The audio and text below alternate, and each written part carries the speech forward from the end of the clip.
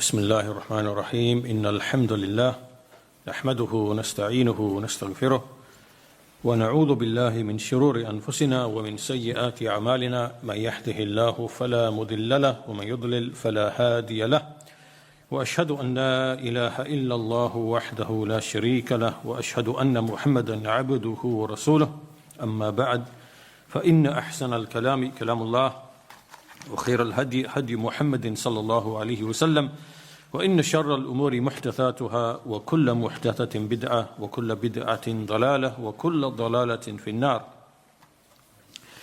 So today is our 9th lesson in the series on Madarij al-Salikin of Ibn al-Qayyim rahimahullah ta'ala.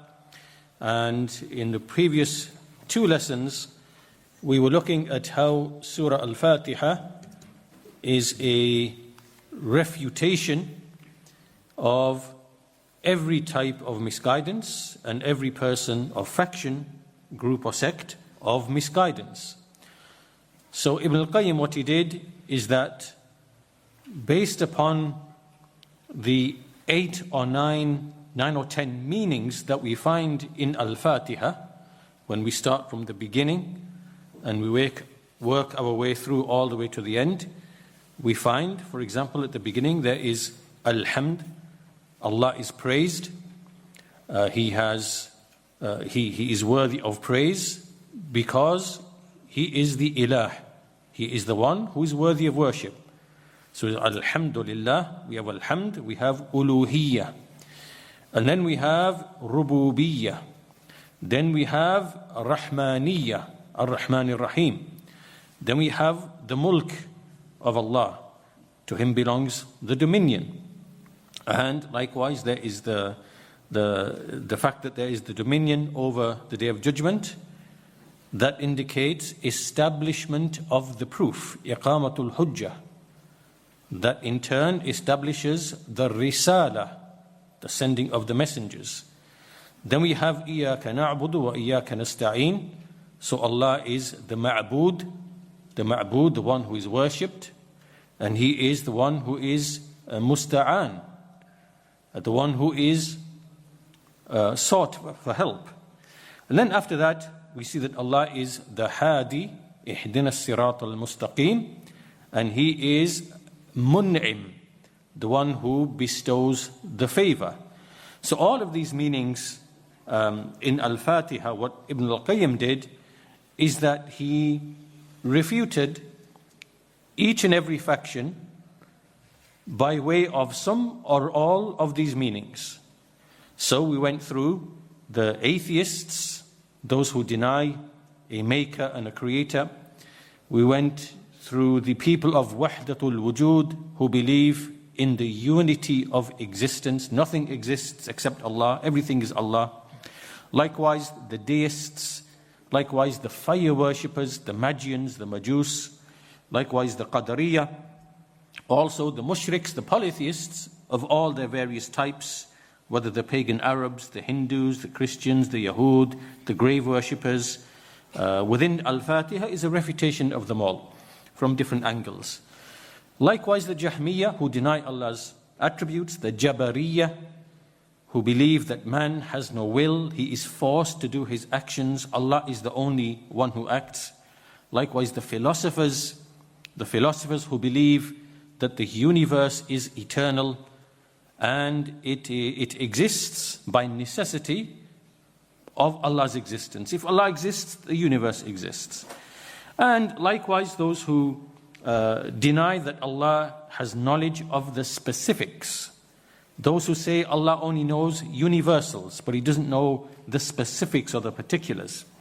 Likewise, the refutation of those who deny the prophethood and the messengership, those who deny that Allah speaks, Allah has the attribute of kalam, those who believe that the universe itself is eternal, those who are the sects like the Rafida and the Khawarij, and also those who deny that there will be a bodily resurrection, that the bodies will be resurrected on the Day of Judgment. So all of these, all of the refutations of all of these groups and factions, as you can see, this includes the whole of mankind. So every way that mankind can potentially go astray, be misguided or go astray, or be upon a false religion. All of that, the refutation of all of that, is included within Surah Al-Fatiha. So we finished that in the previous lesson. Then we started looking specifically at إِيَّاكَ نَعْبُدُ وَإِيَّاكَ نَسْتَعِينَ, and how everything in the creation, what Allah creates, what Allah commands, the punishment of Allah, the reward of Allah, all of it returns back to these two statements. إِيَّاكَ نَعْبُدُ وَإِيَّاكَ نَسْتَعِينَ. And he said that these two statements are divided. One of it is for Allah, one of it is for the servant. And so إِيَّاكَ نَعْبُدُ, you alone do we worship. This is for Allah. إِيَّاكَ نَسْتَعِينَ, from you alone do we seek help. This is for the servant. He went on to speak about how al-isti'ana, it combines between al-thiqa billah wal-i'timad alayh. It is to trust in Allah and depend upon Him. And this is the essence of tawakkul. He then went on to explain why in this ayah, why was إِيَّاكَ نَعْبُدُ placed before إِيَّاكَ نَسْتَعِينَ. And there are 7 or 8 reasons or wisdoms or angles as to why إِيَّاكَ نَعْبُدُ was mentioned first. We went through all of them. And also, why was it that Allah was put before the fi'l, the verb? Right? Because we said إِيَّاكَ نَعْبُدُ. We did not say لَا نَعْبُدُ إِلَّا إِيَّاكَ. لَا نَعْبُدُ إِلَّا إِيَّاكَ. This is the normal word order. Instead, we said إِيَّاكَ نَعْبُدُ. So it's reversed. Why was that? There's a reason. We explained the reason for that. And this is to indicate that Allah is specified with that worship. He is unique with that worship. So this is basically where we finished in the previous lesson. And so we're going to start lesson 9 from this point onwards.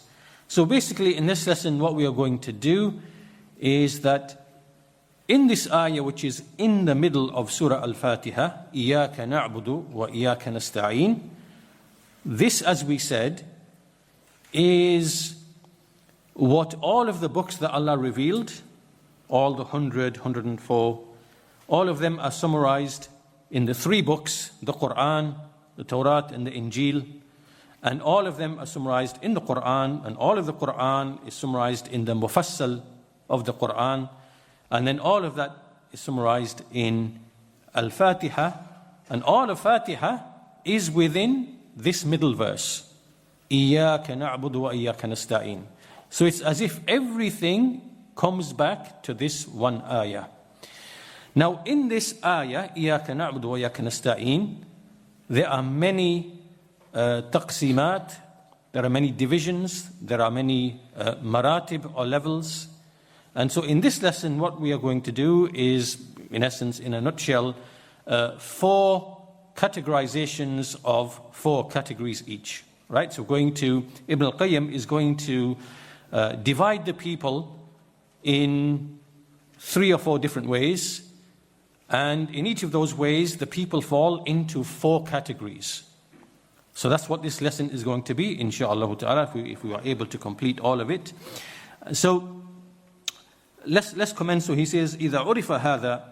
So once we've understood what has preceded, that إِيَّاكَ نَعْبُدُ وَإِيَّاكَ نَسْتَعِينَ, it's the secret to understanding Allah's creation and command, His reward and His punishment, His books and His messengers, and tying all of that together, bringing all of that together. This is what إِيَّاكَ نَعْبُدُ وَإِيَّاكَ نَسْتَعِينَ does.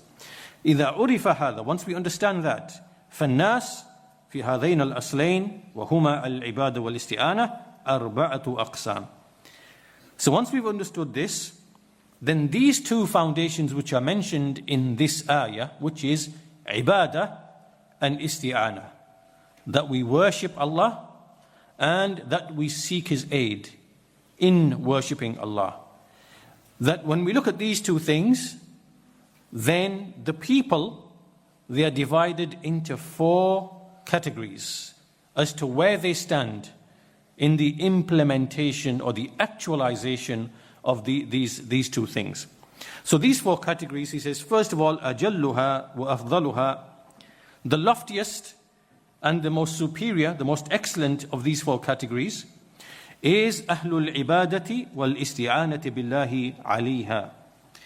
It is those people who are the people of worship, so they worship Allah and they make isti'ana billah, they seek assistance from Allah upon this, upon worship, upon the worship of Allah. And he says, فَعِبَادَةُ اللَّهِ غَايَةُ مُرَادِهِمْ وَطَلَبِهِمْ مِنْهُ أَنْ يُعِينَهُمْ عَلَيْهَا. Basically, so they when they worship Allah, this is their ultimate goal. And they request from Allah, they ask Allah that He aids them upon this worship. And He grants them success to be able to establish this worship. And this is why the most excellent type of dua, the most excellent type of supplication that Allah Tabaraka wa Ta'ala is asked is to ask Allah al-i'ana ala mardatihi. Right? The most excellent supplication that is found is that you ask Allah to aid you in receiving His pleasure, meaning establishing His worship to receive His pleasure. And this is why the Prophet sallallahu alaihi wasallam, he taught Mu'adh bin Jabal, who is his beloved, radiyallahu anhu. He said, "Ya Mu'adh, wallahi inni la uhibbuk." O Mu'adh, indeed, I love you. I love you. فَلَا تَنْسَ أَن تَقُولَ فِي دُبُرِ كُلِّ صَلَاةٍ. So do not forget to say after every prayer, Allahumma a'inni ala dhikrika wa shukrika wa husni ibadatik. So he taught him to say this dua after every prayer. O Allah, aid me upon your remembrance and your gratitude and your excellent or your good worship. So the most beneficial type of dua that a servant can make is to ask Allah to aid him in seeking His pleasure. And the greatest of gifts that a person can be granted is this request. And then Ibn al-Qayyim makes an observation. He says that if you look at all of the supplications, all of the du'as which are reported, you find that all of them revolve around this one thing. That essentially every supplication that you are making from the supplications which are ma'thura, which are related, you find that the intent behind all of those supplications is to achieve this objective. What is this objective? It is al-aun ala mardatihi. It is to gain Allah's help and assistance to gain His pleasure.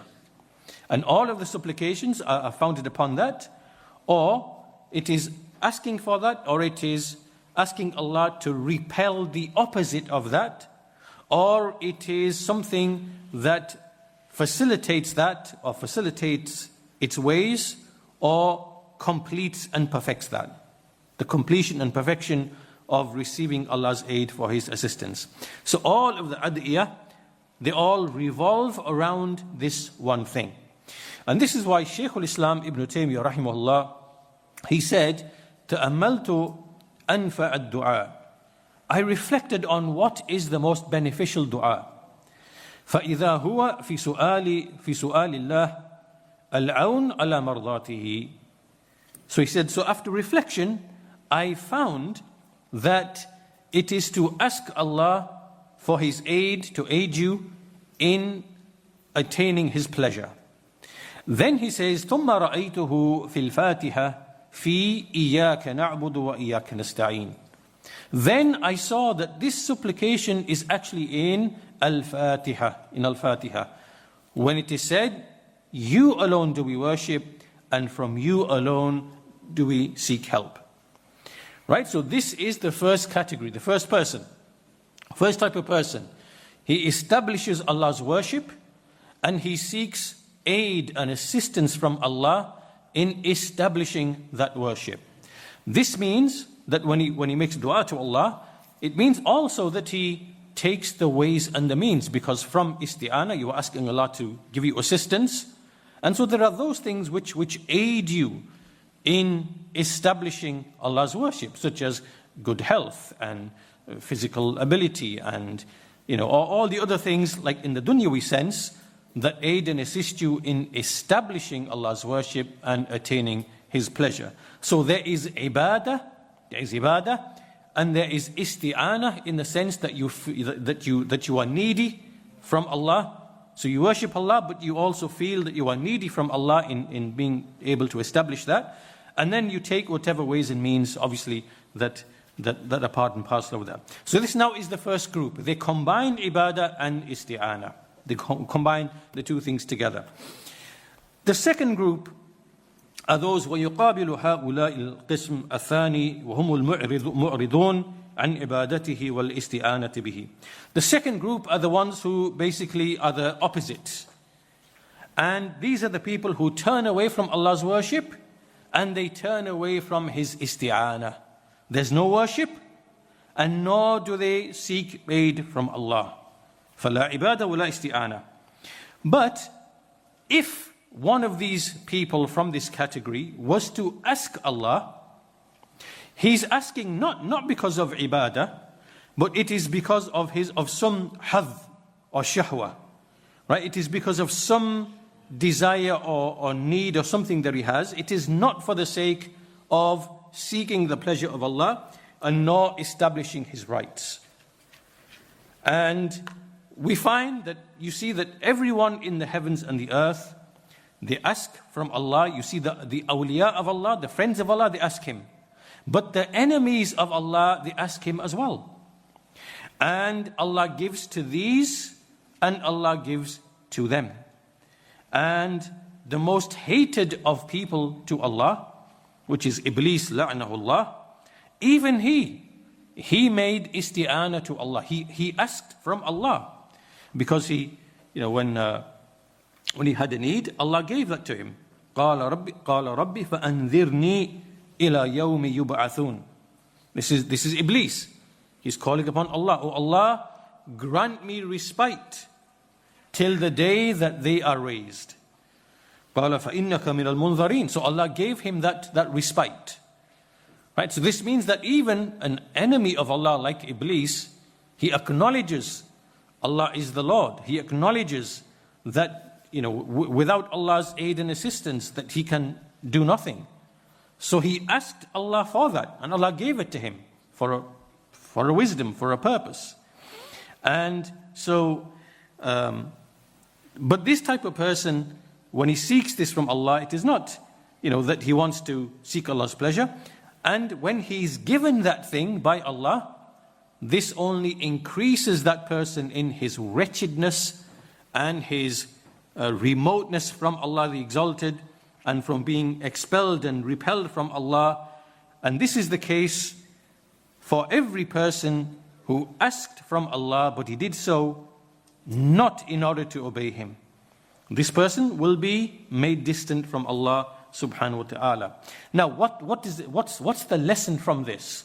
Right? Meaning that if Allah Azza wa Jal, He makes no distinction, He gives to this and He gives to that. Right? He gives to the one who is His enemy.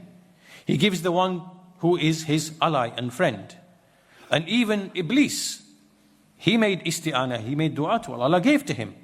What is the lesson that we take from this? The lesson that we take from this, as Ibn al-Qayyim says next, is that the intelligent person, when he reflects upon himself and other people, when he observes other people, and he knows or he learns that if Allah responds to somebody, لَيْسَتْ لِكَرَامَةِ كُلِّ سَائِلٍ عَلَيْهِ. Right? That if Allah responds to somebody, it is not because that person has any virtue or nobility. And because such a person, Allah might respond to him, and that thing will lead him to his destruction. It will lead him to perish. And Allah gave to him because that person is lowly, and he's nothing in the eyes of Allah subhanahu wa ta'ala. And he did so in order to prevent him from achieving nobility. Right? But then on the other side, there might be someone who Allah prevents. Allah does not answer that person. And he doesn't answer him in order to protect him. It is not out of miserliness, out of bukhl, but it is out of protection for that person. And he did it because he wants that servant to be noble, to remain noble. And because of love for him. And because he wants to behave graciously towards him. Right?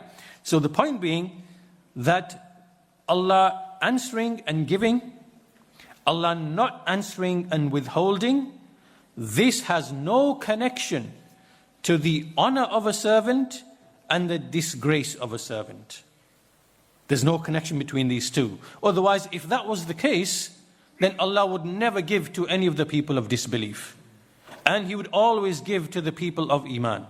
But when we reflect and we see around us, we see this is not the case. We see mostly the opposite. So this means that Allah giving and Allah withholding, Allah answering, Allah not answering, this has no connection to the honor and dignity of a person and the humility and the humiliation and the disgrace of a person. So now what can happen is a servant who doesn't truly understand this point, he might wrongly think that from his jahl, from his ignorance, that Allah does not love him, Allah does not honor him, Allah does not, fulfill his needs, and he then has an evil opinion with respect to his Lord. This is only because of the jahl and what's in his heart. He doesn't understand and recognize these types of things. So after making that point, then Ibn al-Qayyim moves to the next point, which is that if this is so, if this is the case, then a servant has to be extremely careful not to ask Allah about something who he doesn't know it's whether it's good and what its outcome is going to be. Do you understand? Right? So the point being that if it is established that Allah giving, Allah not giving, Allah answering, not answering, this has no connection to the servant having karama and having nobility and status, or to a servant being humiliated. If there's no connection between this and this, then this means that a servant, that when he asks for things, he must be sure that he's asking for something that he knows the goodness of and that he knows the outcome of. Otherwise, he shouldn't, he should be aware of that. And what this indicates in turn is that if he is going to ask for anything, therefore he asks it conditionally. Oh Allah, if you know this to be good for me, then grant it to me. Oh Allah, if you know this to be harmful for me, then keep me away from it. Which is what? It is the istikhara, salatul istikhara. So this now shows, when we follow through in this manner, and so Ibn al-Qayyim mentions next, that if he's going to ask for anything specific, then he must ask it by way of, or he should do it by way of istikhara.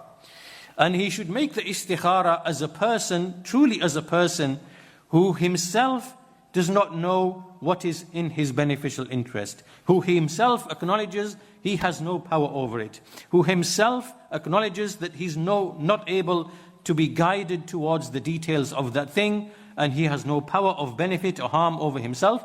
So when he makes the istikhara, and this is exactly what the wording of the istikhara, what we find in the wording of the istikhara, that Allah, you know, I do not know, you have the power, I do not have the power, if you know that such and such is good for me in this life and the hereafter, and so on and so forth. So this is the wording that is found in the istikhara, which indicates that only Allah knows best what is best for the servant, and He decrees everything. And so we turn to Allah when we seek assistance from Allah, then we make istikhara to Allah. Now, following on from this, so this is when we are asking for things, when we are asking Allah for assistance and things like that. But what about if Allah brings something to you and you didn't ask for it? Because not everything that comes to you is something that you actually asked for. Allah brings things to His servants, but they didn't ask for them. So He goes on to say, if Allah gives you something, bila su'al, without any, without you having to ask for it, then ask Him, fas'alhu أن يجعله عونا لك على طاعته. Then you ask him to make it to be of assistance to you in pleasing Allah and obeying Allah and reaching His pleasure. And it shouldn't be something that cuts you off from Allah. So if Allah gives you, opens up means for you, grants you certain strengths, grants you certain things that come to you, then you ask Allah, oh Allah, make this possession, make this property, make this vehicle, make this wife, make this child, whatever Allah brings to you without you having made dua to Allah. Then you ask Allah that He makes it to be of benefit to you in attaining His pleasure. And وَلَا تَظُنْ أَنَّ عَطَاءَهُ كُلَّمَا أَعْطَى لِكَرَامَةِ عَبْدِهِ عَلَيْهِ ولا منه كل ما يمنعه لهوان عبده عليه ولكن عطاؤه ومنعه ابتلاء وامتحان. So in other words, we're coming really to the crux of the matter now, that everything that Allah brings to you, whether you asked for it or not, or whether it came to you without asking Allah for aid and assistance, and whatever Allah prevented from you, this has no connection to the karama, to nobility, nor to humiliation and lowliness. It has no connection. Rather, the only connection it has is to the fact that you are being tried and tested by way of it. Right? So this is what the crux of the matter is coming to. And that's why he brings very, in exactly the proper place, we come to the ayat, the two ayat in Surah Al-Fajr. فَأَمَّا الْإِنسَانِ إِذَا مَا ابْتَلَاهُ رَبُّهُ فَأَكْرَمَهُ وَنَعَّمَهُ فَيَقُولُ رَبِّي أَكْرَمَنِ. As for man, when Allah tests him, when his Lord tests him, and He honors him and He gives him from His bounties, he says, indeed my Lord has honored me. My Lord has honored me. وَأَمَّا إِذَا مَا ابْتَلَاهُ فَقَدَرَ عَلَيْهِ رِزْقَهُ فَيَقُولُ رَبِّي أَهَانًا. And then when He tests him, when his Lord tests him, when He tests him and He restricts the provision upon him, he says, now my Lord has humiliated me. So what is the meaning here? The meaning here, Ibn al-Qayyim says, that it is not the case that everyone to whom I gave to, and the one whom I gave a favor to, and the one that I have necessarily honored him. And it is not because he has some sort of honor and position with me. Rather, it is because of a trial from me, an imtihan, a test and a trial. Will he be grateful to me or not? If he's grateful, I may give him extra, I may give him increase. Or will he be ungrateful to me, so then I take it away from him. So I give him the bounties, the favors, and this is not to honor him, but it is to test him. If he's grateful, I'll give him more. If he's ungrateful, I'll take it away from him. And, and likewise, it is not the case that everyone I put to trial, I restrict his provision and I restrain it, and not because it's not because he is little and disgrace towards me, but it is again ibtila and imtihan. It is to test that individual. Will he be patient? Yasbir. So I give him multiple times more of what he lost from his rizq when I withheld from him. Or is he going to become angry? He's going to become angry. So in this case, what will he receive except anger? So in other words, now, Allah answering, Allah not answering, Allah giving, Allah not giving, all of this has got no connection to this person being a wali of Allah, having nobility, and nor has it got anything to do with this being an enemy of Allah and disgraced and humiliated and lowered. No, the only connection here in Allah giving and withholding is al-ibtila wal-imtihan. So those who are grateful to Allah, Allah gives them increase, and those who are ungrateful to Allah, Allah takes away from them. So here Ibn al-Qayyim says that Allah subhanahu wa ta'ala, He rejected the notion that a person who believes that because I've got plenty of rizq, this is now Allah honoring me. Allah must be honoring me.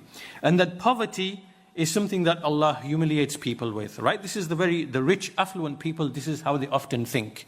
This is found with the rich and affluent people. They think that because Allah has given me riches, Allah has honored me, Allah has ennobled me. And I'm not like those poor people who are in poverty. Allah has disgraced them and humiliated them. He ties Allah honoring and dishonoring, Allah raising and Allah lowering, He ties it to the issue of the rizq, the abundance of rizq. And so this, Allah is refuting that notion in these two ayat in Surah Al-Fajr. He goes on to say, فَأَخْبَرَ أَنَّ الْإِكْرَامِ وَالْإِعَانَةِ لَا يُدُورَانِ على المال وسعة الرزق وتقديره فإنه سبحانه يوسع على الكافر لا لكرامته ويفتر على المؤمن لا لإهانته. He says Allah refuted the notion here that He informed that honoring and belittling, they do not revolve around wealth and rizq and its restriction, or because Allah might expand the rizq for a person of disbelief, not because of his honor. And He might restrict for a believer, not because of his dishonor and lowliness, but rather the true honor, and this is where it comes to the important point now. It is إِنَّمَا يُكْرِمُ مَنْ يُكْرِمُهُ بِمَعْرِفَتِهِ وَمَحَبَّتِهِ وَطَاعَتِهِ. So here now we've got the answer to what is the real honor. What is the real honor? So the honor is not wealth. It's not Allah answering you and giving to you. And dishonor and humiliation is not Allah withholding from you and not answering you. But, what is because that's all connected to ibtila. That's ibtila. But the real honor, what is it? It is the ma'rifah of Allah, loving Allah, muhabba of Allah, and ta'atullah, the obedience to Allah. This is the true honor. So, the honor meaning that if you are someone whom Allah has guided to having knowledge of Him, of His names, of His attributes, and to love Him, and to worship Him, and to be grateful to Him, irrespective of anything else in your life. Whether it is your health, whether it is your wealth, whether it is your status, whether it is the position among the people in the society, all of that, because that is not honor or dishonor. Honor and dishonor returns back to the one to whom Allah bestows ma'rifah wa mahabba wa ta'ah. And as for the one that Allah humiliates and belittles, the true sign of belittling and humiliating, then that is he belittles him bil-i'rad anhu ma'siyati. Right? The one who turns away from Allah and who disobeys Allah. So this now is the true. So basically, if you are someone, and alhamdulillah, we praise and thank Allah that Allah has guided us to Islam, to Iman, to Tawheed, to the Sunnah, to having knowledge of Allah upon the way of the Sahaba, not the Jahmiyyah, not the Mu'tazila, and that we are upon Iman, upon the way of the Quran and the Sunnah, not the way of the Murji'ah, not the way of the Khawarij, and so on and so forth. This is true honor. This is where true honor lies. This is the one whom Allah has truly honored. This is where the izzah and the honor truly lies. And so Ibn al-Qayyim goes on to say, therefore, the happiness of the life and the world revolves around all of this. He returns back to what? إِيَّاكَ نَعْبُدُ وَإِيَّاكَ نَسْتَعِينُ. You alone do we worship, and from you alone do we seek help. Right? So all of this, we discussed this under the second group. Right? The second group, the first group, they combine ibadah and isti'ana. The second group have none. They do not worship Allah, nor do they seek aid from Allah. And so underneath this comes many important lessons that Ibn al-Qayyim discussed. Right? That, al-karama wal-ihana has got nothing to do with Allah answering you or giving to you, because Allah answered Iblis's dua. Allah gives to the people of disbelief. Allah gives to those those people who are so greedy over this life, they wish they could live for 1,000 years. These people, right, who embezzle people's wealth and find ways and schemes to take people's wealth in different ways, through usury, through trickery, through deception, through leeches, parasites like this, and they wish they could live for 1,000 years. Allah gives them everything. That gives them. You take all the wealth take the wealth of the nations, take this, take that, take property, take wealth, take it all.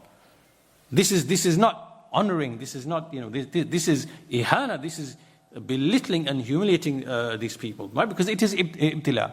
So underneath that, there's these beautiful observations that Ibn al-Qayyim has made regarding, what is honor and dishonor really tied to, and the fact that a believer, he makes isti'ana to Allah, he makes istikhara, because he does not know in what thing lies good for him.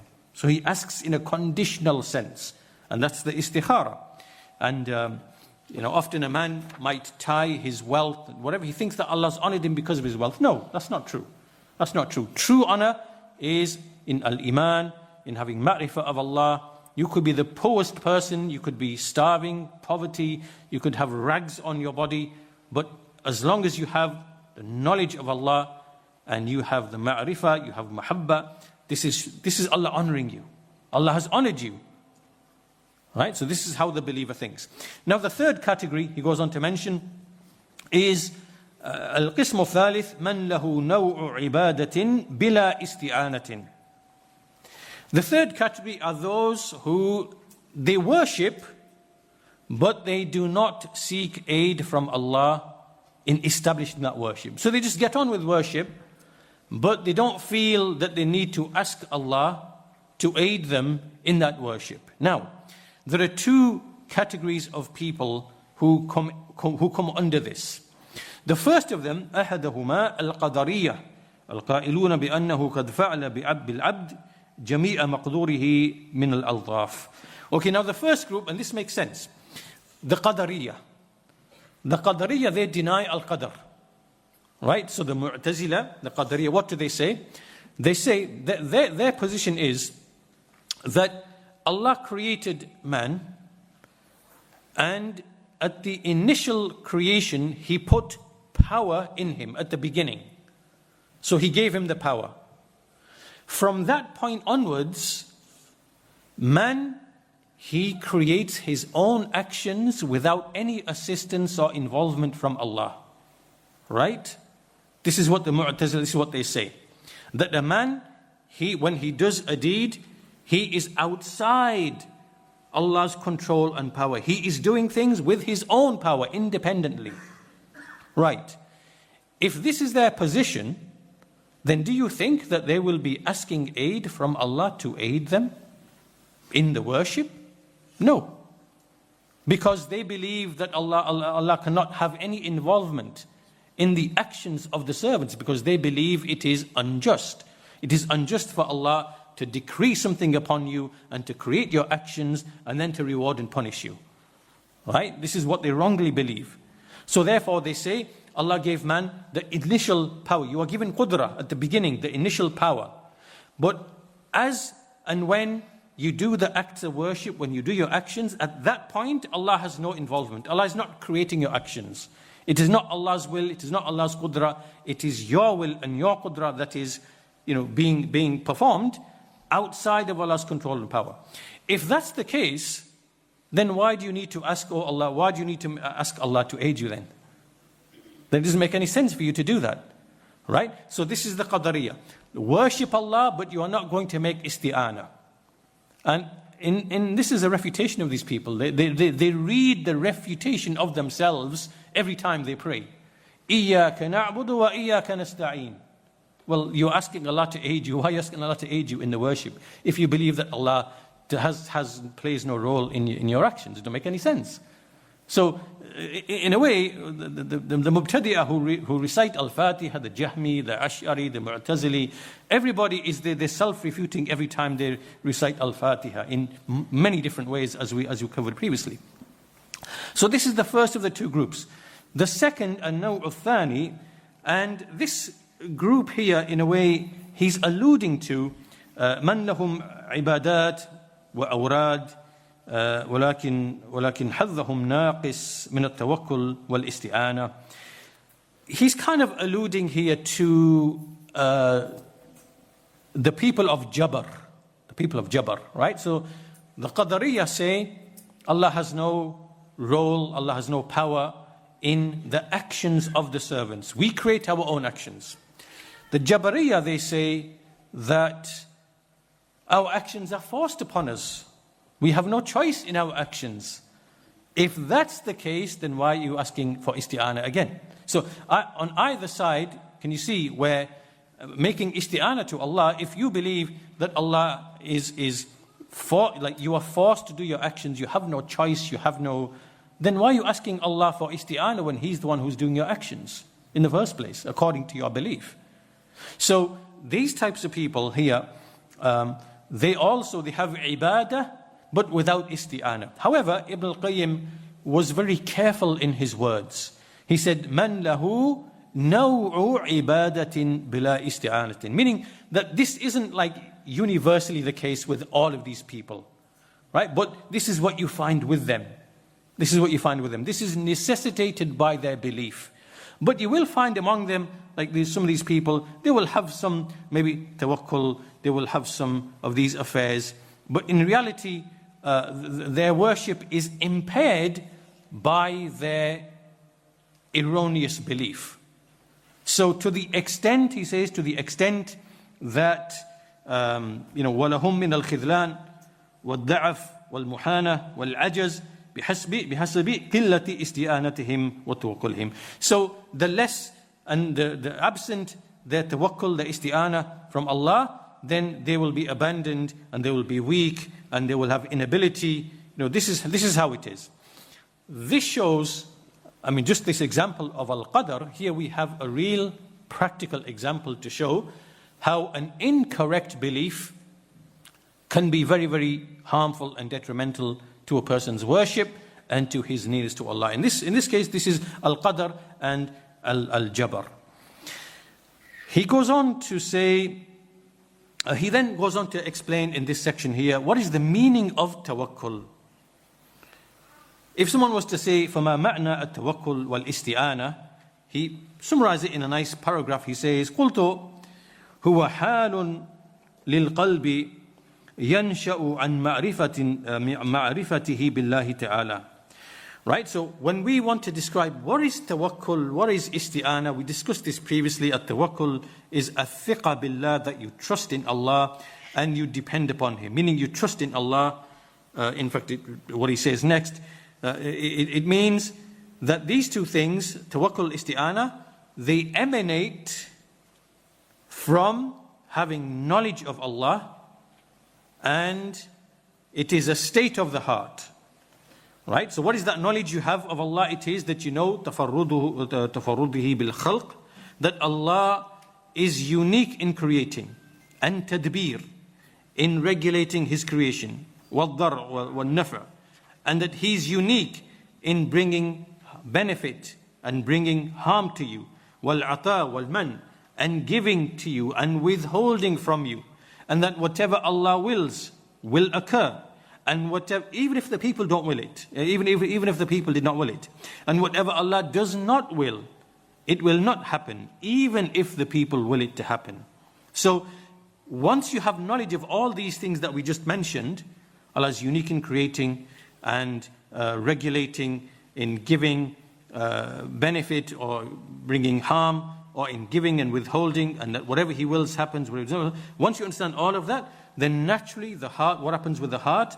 The heart is that a person will depend upon Allah. He will resign his affairs to Allah.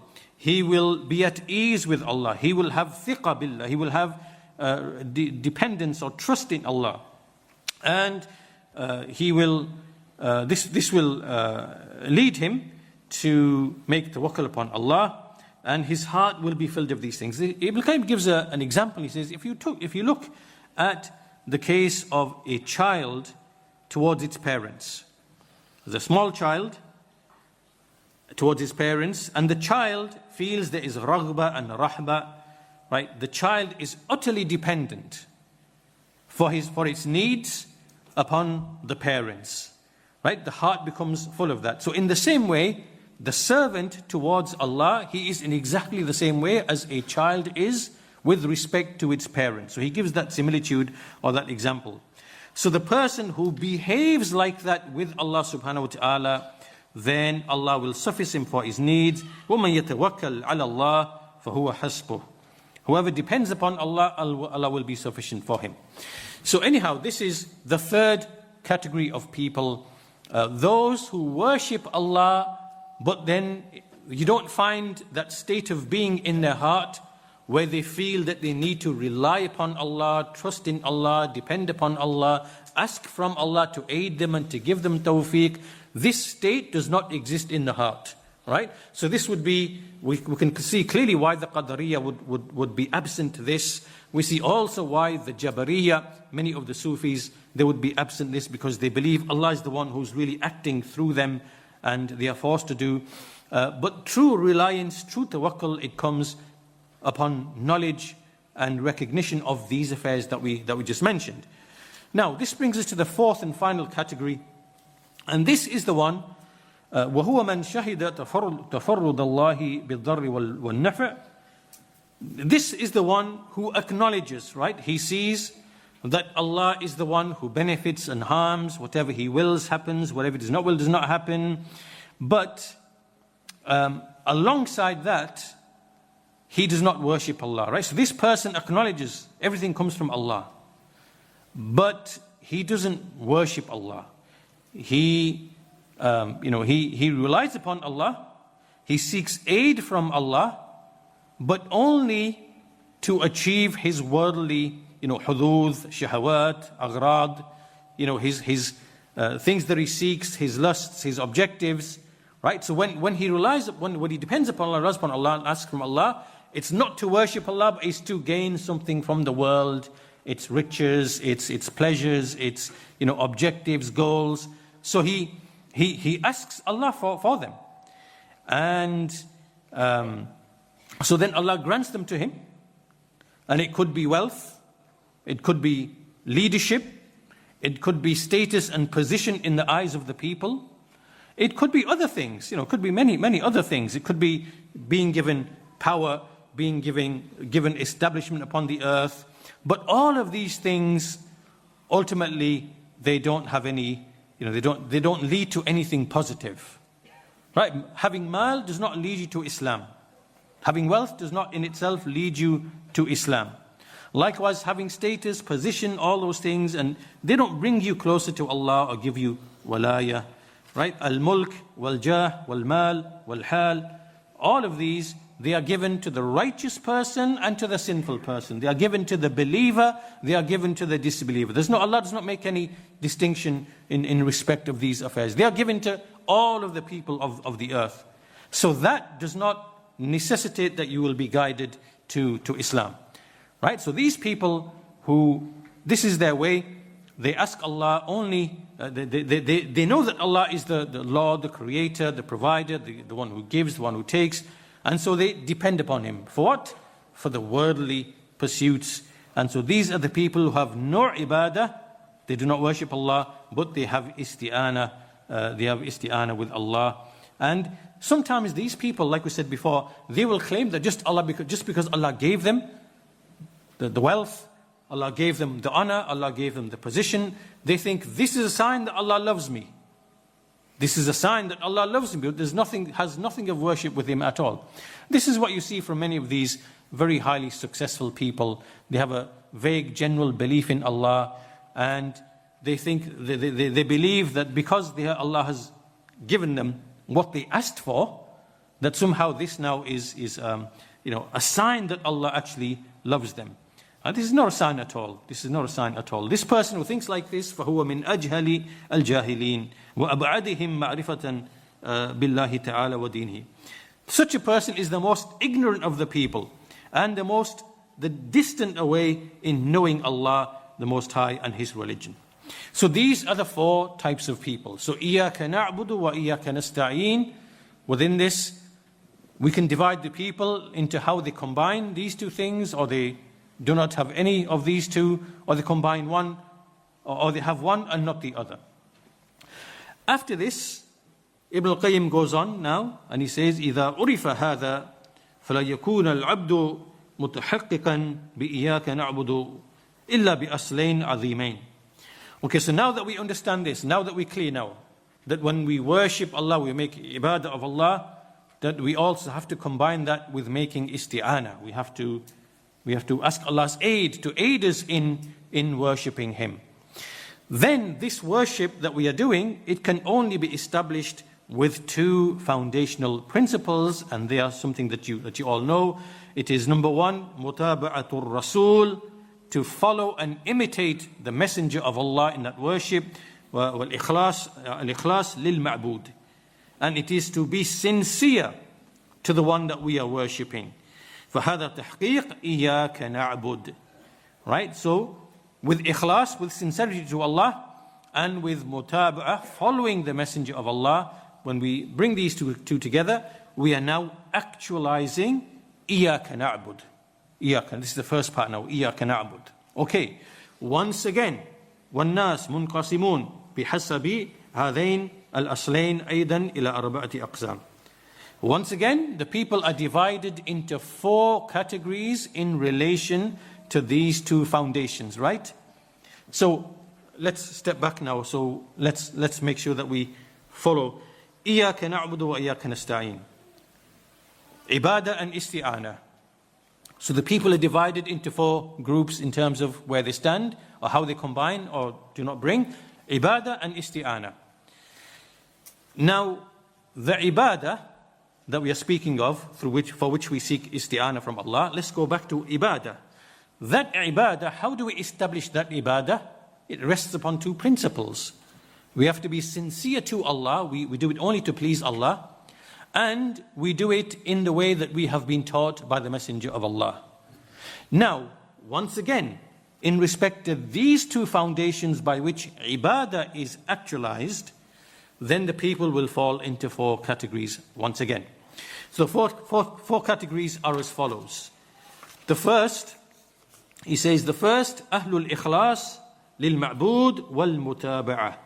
They are the people who combine ikhlas with following the Messenger of Allah.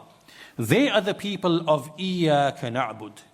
They are the true people of Iyyaka na'bud. In reality, all of their actions, all of their statements, whenever they give something, whenever they withhold something, whenever they love, whenever they hate, all of it, it is for Allah. It is for Allah. And all of their interactions that they have with the people, the mu'amala that they have with the people, zahiran and batinan, inward and outward, it is for the sake of Allah, for Allah's face alone. They do not want any reward from the people or any gratitude from the people, nor do they want any status or position with the people, nor do they want praises and rank or a status in their hearts, right? Rather, nor do they do things in order to free them, in order to flee from being criticized, right? So some people do things in order to gain people's love and recognition, but other people refrain from things in order not to be criticized by people. This also is not from sincerity, because as people of Tawheed and the Sunnah, whenever you do something, it is neither out of fear of the people that you might be criticized, nor is it out of wanting the people to love you and to recognize you. All of this, a believer has no concern with that whatsoever. And then Ibn al-Qayyim gives a really beautiful similitude. He says to these people who are the people of ikhlas and mutaba'ah, he says, بَلْ قَدْ عَدُّوا النَّاسِ كَأَصْحَابِ الْقُبُورِ لا يملكون لهم ضرا ولا نفعا ولا موتا ولا حياة ولا نشورا. Right? So the people of ikhlas and mutaba'ah, the way they treat the people around them as if everyone is dead and buried in his grave. He has absolutely no power over me in terms of benefit and harm, death, life, resurrection, nothing. All right? So this is how that person observes all of the people. It is as if to him they're all dead and buried in the graves. They cannot affect me in any way, right? So this is how the mu'amala is like. You make mu'amala with the people in terms of when you worship Allah with ikhlas and mutaba'ah, everything you do, everything you say, the position that you take, the positions that you hold, all the affairs that you take in your religion, that you are doing so and proceeding as if everybody is in the graveyard. And they can have no impact or say or influence upon you. This is how the believer, this is how the person of ikhlas and mutaba'ah, right? He's sincere and he follows the sunnah. He does not care about anything and anyone else. Whether he pleases that one, displeases that one, earns the pleasure of that one, has a status with these people, gains some wealth from that person, none of that does not concern him at all.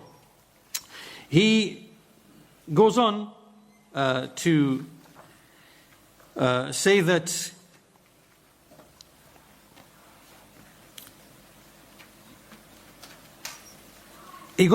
people who do actions in order to please those people, to have a position with them, a status with them, and to hope in harm and benefit from them, all these things, this person is jahil, he's ignorant. He's jahil of them, he's jahil of his Lord, so he doesn't know his Lord, the person who behaves like this. He doesn't know the reality of the people either, right? And he is, a person has to put the people at their proper level. Whoever knows Allah will be sincere to Allah in his speech and deed.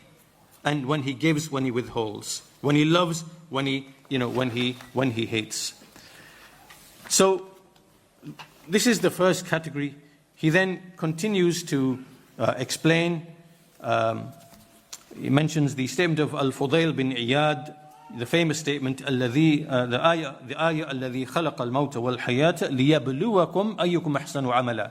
In relation to this ayah in Surah Mulk, that Allah, the one who created death and life, that he may test you as to which one of you is best indeed. Al-Fudayl bin Iyad, he said, huwa akhlasuhu wa aswabuhu. That which is the most sincere and the most correct. So they said to him, what is the most sincere and what is the most correct? So he said that action, when it is sincere but not correct, it will not be accepted. And if it is correct, meaning in accordance with the sunnah, but not sincere, then it will not be accepted until it is khalisan sawaban, until it is pure and it is correct, sincere and correct. Sincere means that it is for Allah. Correct means that it is in accordance with the sunnah. This is what is mentioned at the end of Surah Al-Kahf. فَمَنْ كَانَ يَرْجُو لِقَاءَ رَبِّهِ فَلْيَعْمَلْ عَمَلًا صَالِحًا وَلَا يُشْرِكْ بِعِبَادَةِ رَبِّهِ أَحَدًا. Whoever hopes in the meeting with his Lord, let him work righteous deeds and let him not associate any in the worship of his Lord. Right, so this is the first group. They are the people of ikhlas and the people of mutaba'ah. This is how they worship Allah. When they worship Allah, when they give, when they withhold, when they make friends, when they break friends, when they love, when they hate, all of it is done sincerely for the sake of Allah and for no other reason. And the people have no influence or consideration in what he does, what he says, what he pronounces, what positions he holds. Rather, they are like the people dead in the graves, and they have no power or whatever over him. This is how he proceeds. The second group are the ones man la ikhlasa lahu wa la mutaba'ah. So now this is the opposite. No sincerity, no following of the sunnah. And these types of people, he says, these are like the people who do deeds. They beautify their deeds for the people. They want to be seen by the people. And they do it not by what Allah legislated, but by what Allah did not legislate, by bid'ah, by innovation, right? So in other words, these people are neither following the Messenger of Allah in the worship, nor are they seeking the face of Allah in that either. They got it wrong both ways. It's wrong both ways. So these people would be, in fact, he says, هؤلاء هم شرار الخلق وأمقتهم إلى الله عز وجل. They are the most evil of people, and they are the ones who are most hated by Allah. They are the ones who are mentioned in the ayah, وَلَا تَحْسَبَنَّ الَّذِينَ يَفْرَحُونَ بِمَا أَتَوْا وَيُحِبُّونَ أَن يُحْمَدُوا بِمَا لَمْ يَفْعَلُوا فَلَا تَحْسَبَنَّهُم بِمَفَازَةٍ مِنَ الْعَذَابِ وَلَهُمْ عَذَابٌ أَلِيمٌ. Do not think that those who rejoice on account of what they have been given, and they love that they should be praised for that which they did not do. Do not think that they will escape the punishment for them is a painful punishment. Who are these people? Ibn al-Qayyim says that these are the people يَفْرَحُونَ بِمَا أَتَوْا مِنَ الْبِدْعَةِ وَالضَّلَالَ وَالشِّرْكِ. Right? So these are the people who are upon bid'ah, dalala, shirk. They are like the Sufis, for example, extreme Sufis. They worship the graves, they invoke the saints, they worship Allah with innovated forms of worship, with singing and dancing and all these other types of things. And they love to be praised for that which they did not do. So at the same time, they want to be praised for that which they did not do. What is it that they did not do? Well, they never followed the sunnah. Or they're not following ikhlas. They're not, but they want to be praised as if they are like that. So on both counts, they are completely misguided. And he says this type of people, you find them often. These types of people are found amongst those people who basically ascribe to knowledge and to poverty, and to worship and to piety and to being upon the straight path. And they're upon innovations, misguidances, they're upon showing off, seeking to be heard. So this is a truly evil state to be in. May Allah protect us from that category. The third category of people is man huwa mukhlis fi a'malihi lakinnaha ala ghayri mutaba'ati al-amr كجحال العباد والمنتسبين إلى طريق الزهد والفقر, so on and so forth. So the third group are those who have sincerity with them, but it is without following and imitating the Messenger of Allah sallallahu alaihi wasallam. These you find among the ignorant worshippers, those who ascribe to, like the Sufis, they ascribe to abstinence from the world, to poverty, and everyone who worshipped Allah upon other than His command. Right? And they believe that what they are doing is nearness to Allah. The one who believes, for example, that clapping hands and what the Sufis do in terms of like their dhikr and worship, they think this is nearness to Allah. This is not nearness to Allah. Right? They might have sincerity and they want, but this is totally wrong. This is not what the Messenger of Allah sallallahu alaihi wasallam, what he commanded and how Allah is to worship. And likewise, that you find yourself in seclusion and you abandon the people and you want to abstain from everything and you think this is piety. No, like the monks who go in the monasteries and they, escape from life and they think this is this. No, Allah didn't command this. Allah didn't command this. Allah asked you to take part in the world and to take from the world that you need. وَلَا تَنْسَ نَصِيبَكَ مِنَ الدُّنْيَا. Do not forget your portion in the world. Right? So this is also wrong. Ikhlas, but the way you are worshipping Allah is not correct. The fourth category is the one who follows the command, but it is for other than Allah. So this person is doing everything in accordance with the sunnah. He's worshipping Allah upon the sunnah. Everything is correct, but he is basically, he just wants to be seen by the people. Right? He recites the Quran so it can be said, what a beautiful reciter. He makes jihad so it can be said, what a brave man, what a brave fighter. He gives in charity so it can be said, what a generous man.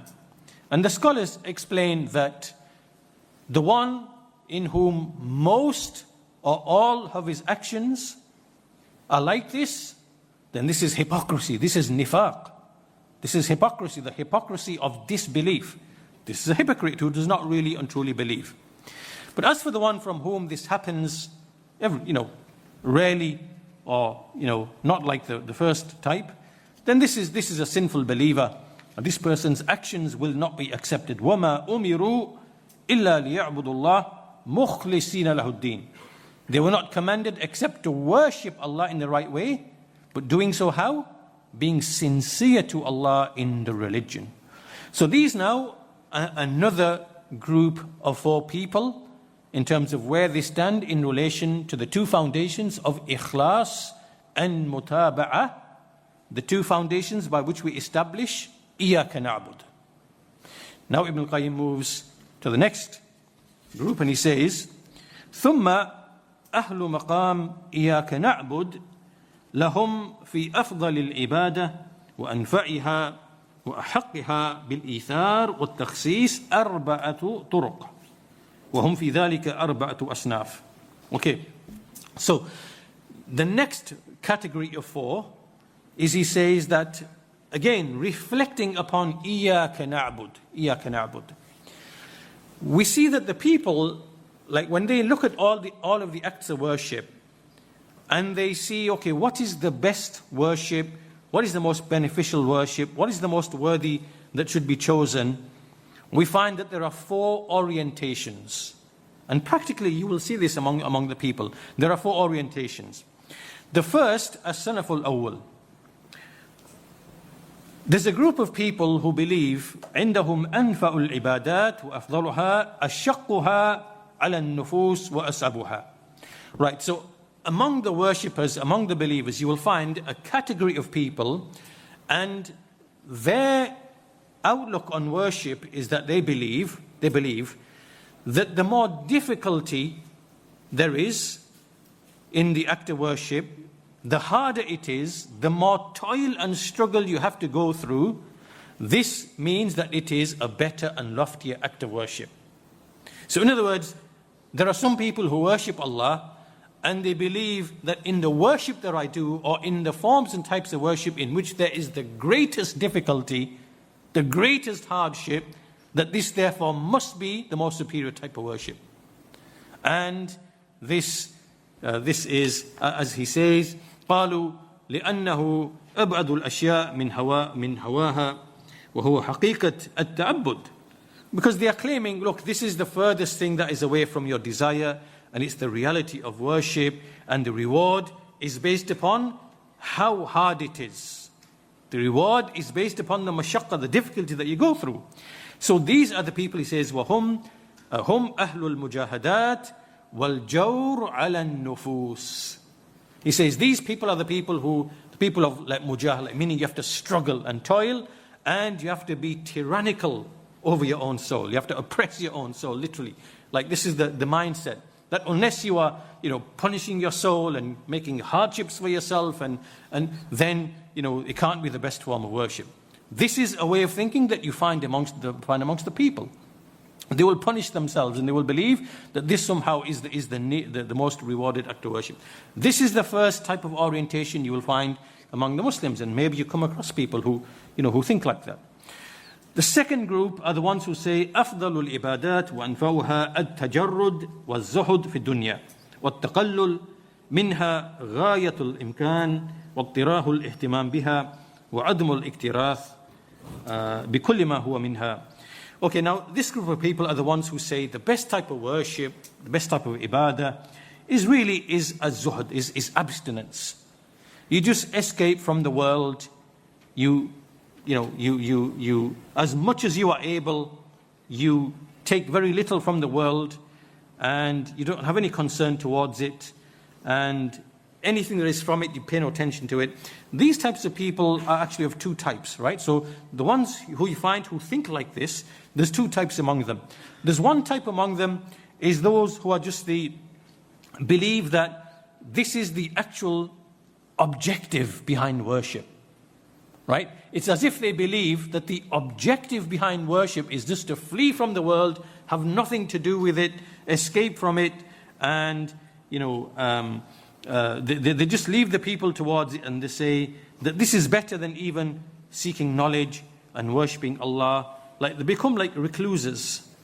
And az-zuhd, meaning to abstain from the world, they see that this is the actual objective. It's as if they are saying, let's just close out, like the monks in the monasteries, let's just close ourselves away in the monastery and just lock the door and throw the key away and in a high castle somewhere, escape from dunya, leave that to those people, and we'll just we want to be alone, and maybe they want to remember Allah. Even seeking knowledge, they don't want to seek knowledge, or even ibadah. This way of thinking, this is the common people, and they wrongly believe as if this is the objective, the end objective. This is totally wrong. But then among these people in general is the second group, the khawas. Those are the specific people, and they believe, or they say, that actually the real intent is not that the intent is just to abandon the world and be a recluse. No, it's actually a means to an end. Right? So the first group see it as an end in itself. But the second group say, no, that's not the case.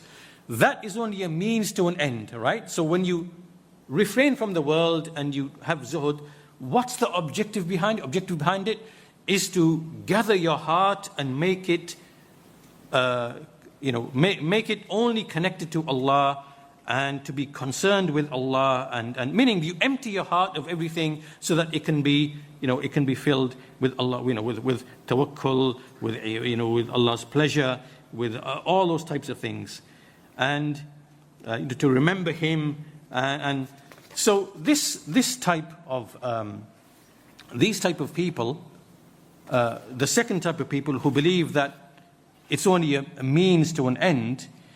He says that these people in turn themselves fall into two categories also, right? So let's get this right.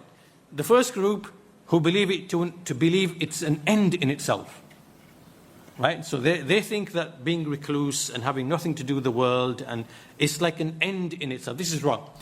The second group are the ones who say, no. We use this as a means to an end. What is the end? The end is to have the heart be preoccupied with Allah and with nothing else. So the reason why we're keeping away is that we want to have ibadah, tawakkul, and so on and so forth. And not so much ibadah, but we want the heart to be like, just remembering Allah. Then from these people are of two types. The first type are those is those who, when they hear a command or a prohibition, then they rush towards it and they do it. They fulfill it, right? So meaning they will do the acts of obedience, even if it takes them away from having their heart preoccupied only with Allah. Meaning that if there's an obligation in the Sharia, they will go and do it, even if it means their heart somehow becomes distracted slightly from being filled with remembering only Allah. That's the first group. Then the second group are those, and this is like from among the Sufis, again, they are the ones who will say, well, actually, no. If we go to fulfill the obligation, our hearts will now be disturbed from being preoccupied only with Allah. Right? So it's as if these people are locked away and they like Sufis, and they're just remembering Allah, and then the time comes for some sort of obligation. Maybe you have to give your zakah, maybe you have to respond to something. It's like a duty that you have to do, and they think, we can't do it because like, in fact, he gives an example, Ibn al-Qayyim gives an example. He says that one of those people asked one of their sheikhs, if the mu'adhin gives the adhan, and I am, by myself, I am combining my heart, with Allah, and I'm preoccupied with Allah. And if I stood and I went to go and, then my heart will not remain the same. So what should I do? He said, when the mu'adhin gives the adhan, and you are stood under Allah's arsh, then stand and respond to Allah's caller, and then return to your place. Like, meaning as if stand right there and then do what you need to do and then go back down. And meaning don't respond because it's going to take you away from your preoccupation with Allah. Meaning don't fulfill an obligation because the obligation itself is going to distract you away from Allah. Right. So this is great misguidance. So in other words, these people, what is ibadah to them? The ibadah to them is just to make the heart to be full of Allah, and this is like the Sufis, what they claim, and they want just total preoccupation with Allah, with dhikr and whatever, even to the extent if any obligations come in the way, to them it's like the heart is being disturbed from this state of connection with Allah. This is misguidance. This is tremendous misguidance. Now this was the second group, as they said. So what is the second group saying? Second group is basically saying that the best types of worship are those where you just don't have nothing to do with the world, you escape from the world. You find it generally among the Sufis. And then they want everybody else. And what these people do is they will call other people to what they believe to be the best type of worship. So the first group, they will believe somehow that they are doing the best type of worship. And then they will look down upon other people. Oh, you're not suffering, you're not punishing your soul. I can't see you really, therefore this cannot be good worship. You need to do, so they will impose their particular understanding of what they believe to be the best and loftiest type of worship. They will think everybody else has to do that as well. Otherwise they can't be doing the, right? And likewise these people, they will say, abandon the dunya, come, be with Allah, be. And they will call people thinking that that they are doing the best and everybody needs to copy them. This is how each of these people think, right? The third group, الصنف الثالث رأوا أن أفضل العبادات وأنفعها ما كان فيه نفع متعد. So the third group are those who believe that the best types of worship are the ones in which the benefit is muta'addin, it goes to other people.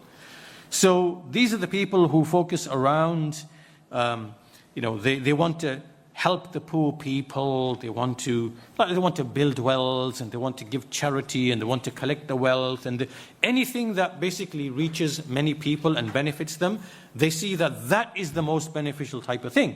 And you see many of these types of people, they are involved in charity work and caring for Muslims, and looking for poverty and places of conflict and strife and gathering wealth. And to them, this is the best thing to do. And then once again, like all the other groups, they will think that if other people are not doing the same, then they are somehow now deficient, and because they've made that to be the best form and the best type of ibadah.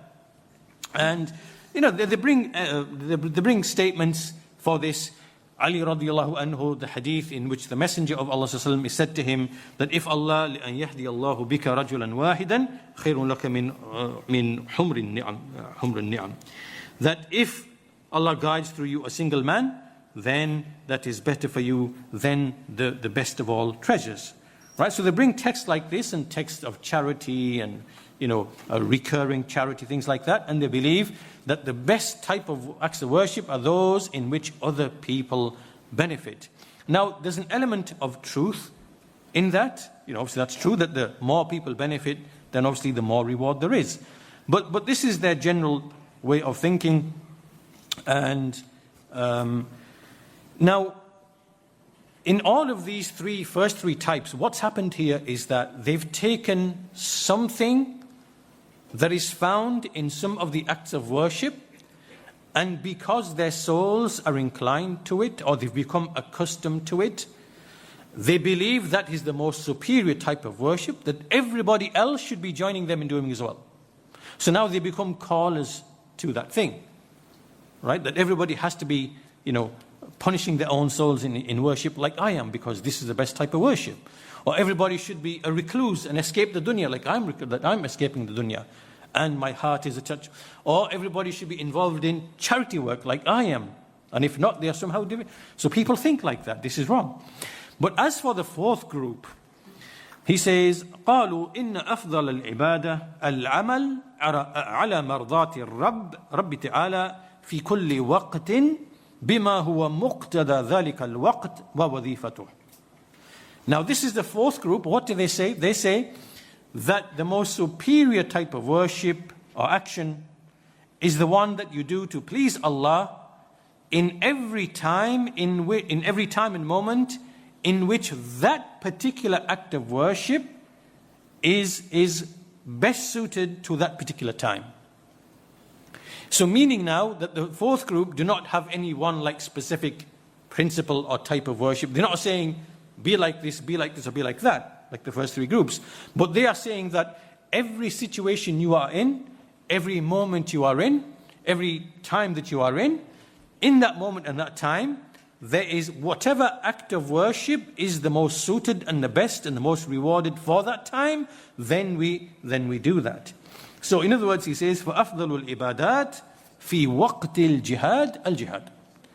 Right? So the best type of worship in the time when it's time for jihad, then it's time for jihad. It's not to make dhikr or whatever. Like as in, sit away and do dhikr when it becomes obligatory upon you. And وَإِنْ آلَ إِلَى تَرْكِ الْأَوْرَادِ مِنْ صِلَاةِ اللَّيْلِ وَصِيَامِ النَّهَارِ. So meaning even if you have to leave other things that you would normally do, pray at night, your adhkar or whatever, then you leave that, because that is the best thing to do in that moment. Likewise, والأفضل في وقت حضور الضيف مثلا القيام بحقه والاشتغال به عن الورد المستحب. When a guest comes to your house, and at that time you are sat and you normally do your adhkar or whatever, what is the best thing to do in that time? The best thing to do is to attend to your guest, even if it means you have to leave what you normally do. That is the best act of worship in that particular circumstance. Then he says also, وَالْأَفْضَلْ فِي وَقْتِ استرشاد الطالب وتعليم الجاهل الإقبال على تعليمه والاشتغال به. Likewise, if someone comes to you, a jahil who wants to be taught, then the best thing to be done there and then is to teach that individual, even if it means you have to leave something else that you might be accustomed to doing at the time. Likewise, والأفضل في وقت الأذان ترك ما هو فيه من ورده واشتغال بإجابة المؤذن. Likewise, at the time of the adhan, what is the best thing to do at the time of the adhan is to respond to the mu'adhin. And so he goes through all of the different acts of worship one by one, at each moment, at each time, when the time comes for prayer, when the time comes to, someone comes to you and asks for aid of some sort, right? With respect to himself, his wealth or whatever, then the best thing to do is to aid him and support him if you can. And likewise, when the time comes to recite the Quran, then you unite your heart and put your heart into the recitation of the Quran. He goes on to give many examples. When you are at Arafah, the best thing to do with Arafah is to make tadarru, dua, to make dua with humility and dhikr. But you don't fast on the day of Arafah. Right? So in every moment, in every situation, in every time, there is that which is afdal for you to do in that moment, in that time. Like the 10 days of Dhul Hijjah. There are certain things which are the best things to do in that time. Frequent worship, takbir, tahleel, tahmeed, right? That is the best thing to do in those days. Likewise, the last 10 days of Ramadan, to stick to the masjid, to be alone, to make i'tikaf if you can, to avoid mixing with the people, right? In that situation, to avoid mixing with the people, that is the best thing to do in that specific moment in time. When your Muslim brother is ill, that's the time to go and visit him, because that's the best thing to do in that particular situation, to help him, to aid him, to make dua for him, to console him, to support him, and so on and so forth. Likewise, when there are certain calamities that befall, this is the time, the greatest time for patience and sabr. When it is the time for hardship upon your soul and to fight against your soul and to go through the toil and the effort and the struggle, then you do that. So the point being, in all of these examples, what is the principle that a person operates upon? It is at-ta'abbud al-mutlaq. It is called at-ta'abbud al-mutlaq. Right, this means that unlike the first three, what are the first three doing? The first three, they are doing mutlaq at-ta'abbud. Mutlaq at-ta'abbud is to do part of a thing. At-ta'abbud al-mutlaq is to do worship in an unrestricted sense, unqualified sense. So a believer doesn't come out from the beginning and say, right, my path in life is going to be whatever is the most difficult, hardest thing to, upon me, upon my soul, upon whatever, that's the best type of work. No, you don't think like that. Nor do you think I'm going to escape from the world and preoccupy my heart with Allah and not be disturbed by any. That's wrong as well. And nor do you say the best thing is to go out and help the people, be concerned about the Muslims and this whatever. And that's no. There's a time and a place and an afdaliyah at every moment in time, depending on what that is. And the Sharia has come and has designated that.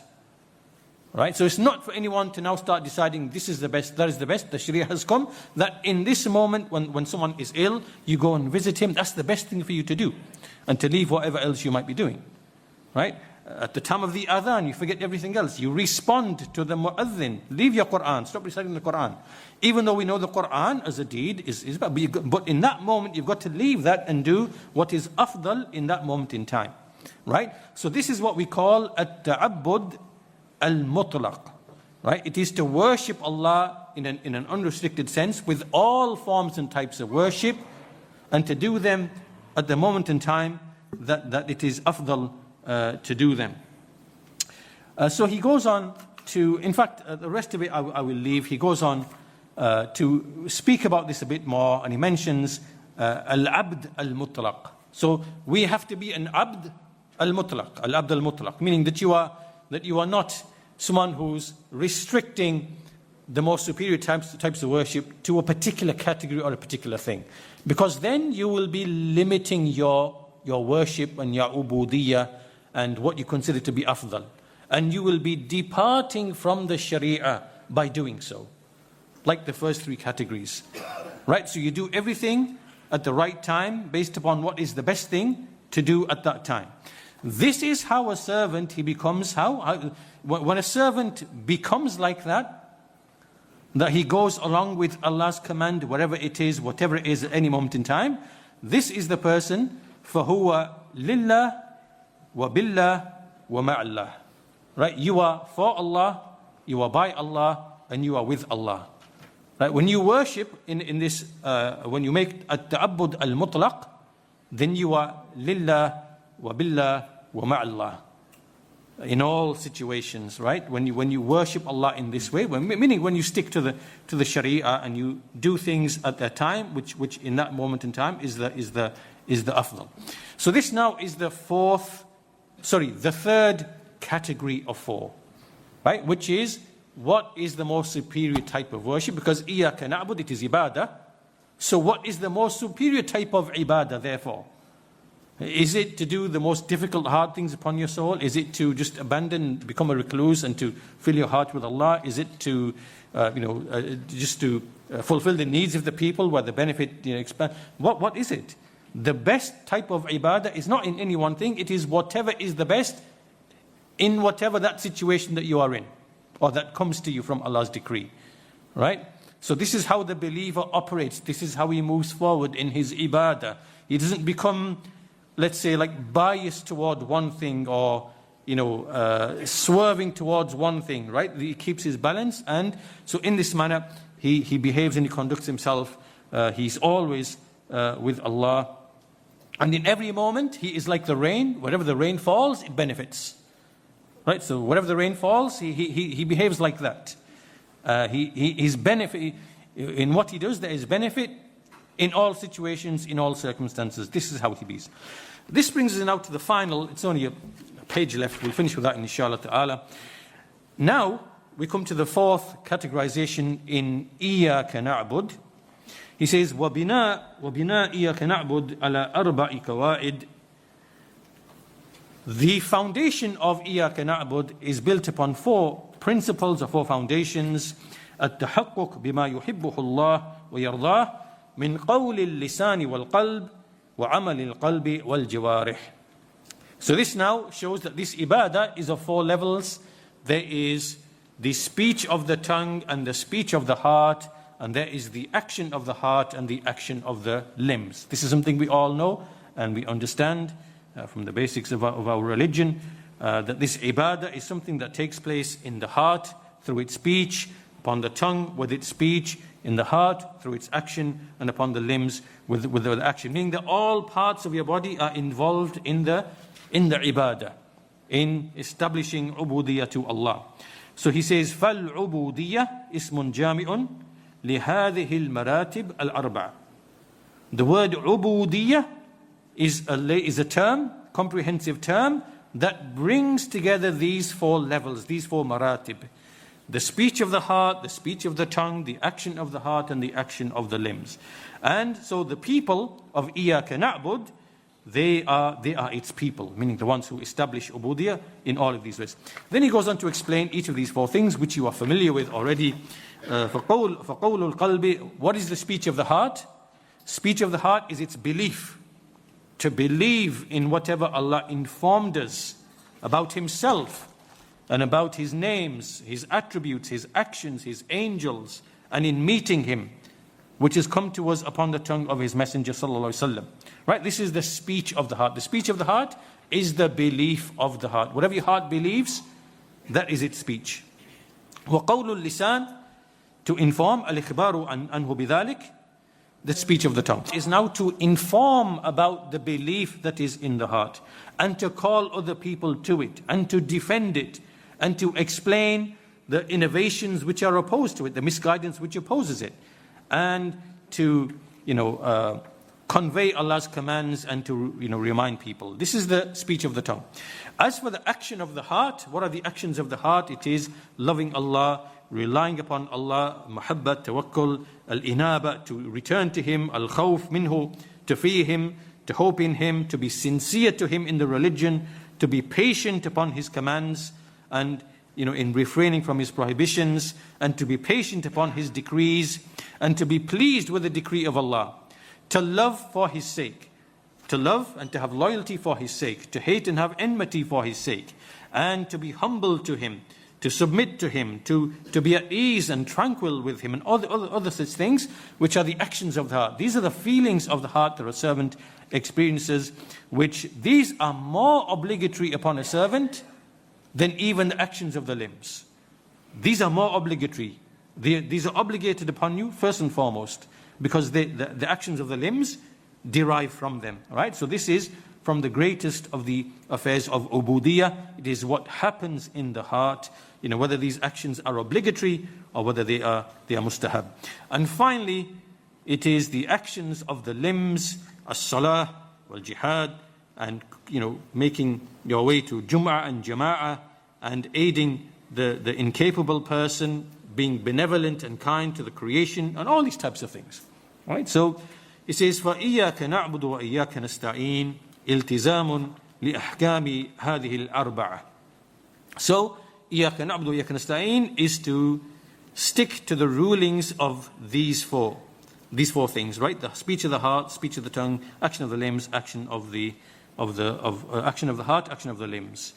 And the tawfiq, you being granted success, is ihdina as-sirat al-mustaqim. Right? So look at so إِيَّاكَ نَعْبُدُ وَإِيَّاكَ نَسْتَعِينُ is that we are establishing these maratib, these four levels in إِيَّاكَ نَعْبُدُ. And then we are asking Allah to give us tawfiq when we say next, ihdina as-sirat al-mustaqim. And when we say that, then it comprises both of these things, إِيَّاكَ نَعْبُدُ وَإِيَّاكَ نَسْتَعِينُ. So this brings us to the end of today's lesson. As you can see, in today's lesson, we looked at the different ways in which people can be divided as to where they stand in relation to إِيَّاكَ نَعْبُدُ and إِيَّاكَ نَسْتَعِينُ, ibadah and isti'anah.